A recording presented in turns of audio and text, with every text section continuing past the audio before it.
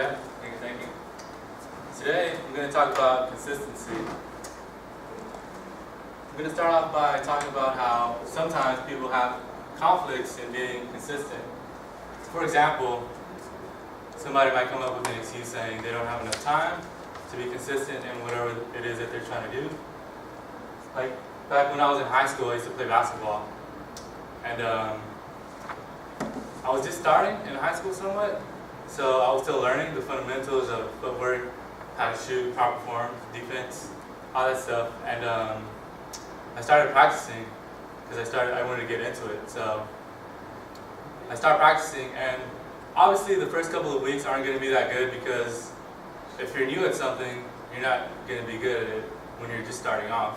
Even if you do your homework, because if you learn something, you have to apply obviously what you learn, right? So just like in basketball, if you're going to watch some videos and try to learn how to shoot, you have to apply that. So I'm out on the field before doing some homework on how Kobe shoots, and then I'm over here, boom, jump shot. And then I go to the different sides of the corners, because you want to get different, I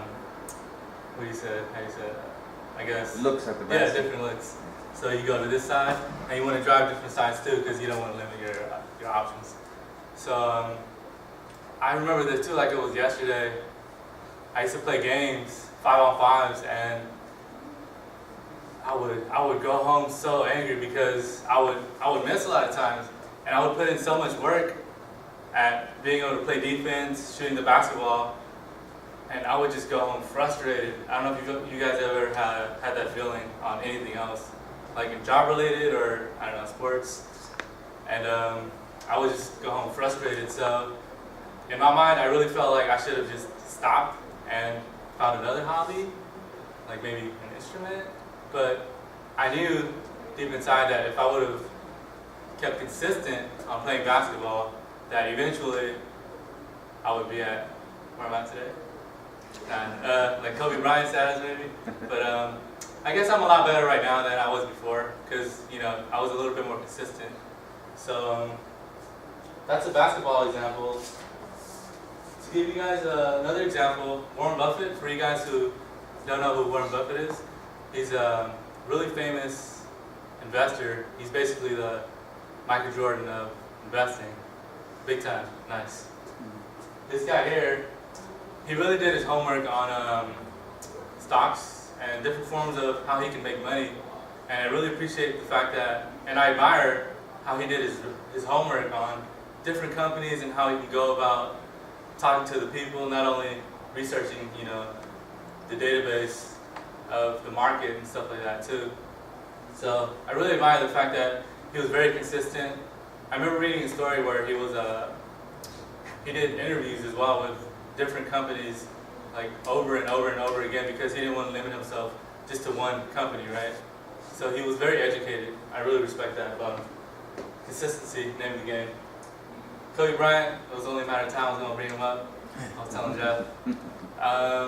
So Kobe Bryant, for you guys who don't know who he is, he's a really great basketball player, kind of up there with Michael Jordan.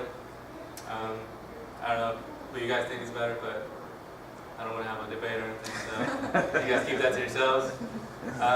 Yeah, Kobe Bryant basically, back in high school, he really focused on basketball a lot more than anything else. So he was somewhat introverted because he had a dream, right? His dream was to go to the NBA, and when he did that, it was because he was very consistent in his practice, right? I remember a story where a lot of his friends invited him to play basketball. They invited him to go out just to hang out, small talk. But instead, Kobe Bryant would be shooting jump shots. He's like, nope, what's in it for me if I just interact with people, He had a higher goal. True story that communication is important when it comes to teamwork, but for him, it was mainly basketball. And that's why it shows when you watch him playing. So consistency for Kobe Bryant.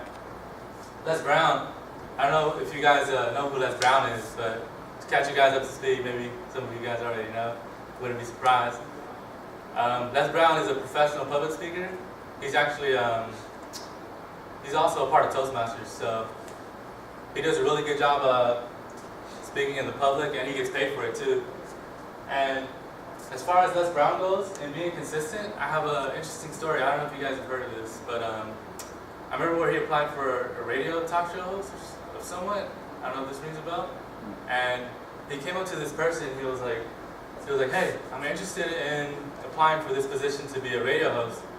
And then the guy, he just automatically declines the first time. So the next time Les Brown comes along and he goes, "Hey, it's me again.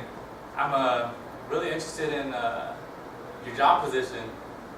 I was just like assuming that maybe somebody died or so that I can have that position," and jokingly, you know. And the guy was like, "Are you serious? Like, no, I just told you like 2 days ago that we're not hiring."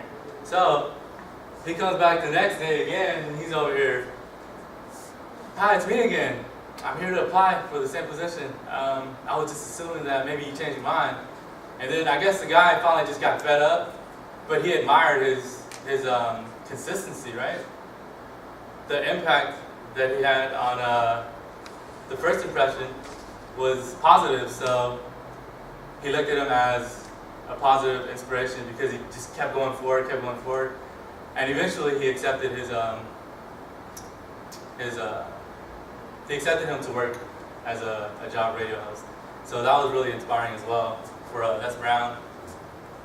All in all, to sum things up, I challenge you guys at the end of the day to really just be consistent in whatever it is that you're trying to do, because no matter how hard it is the first time, eventually, over time, you'll get there. You just have to really stick with it. So, thank you very much.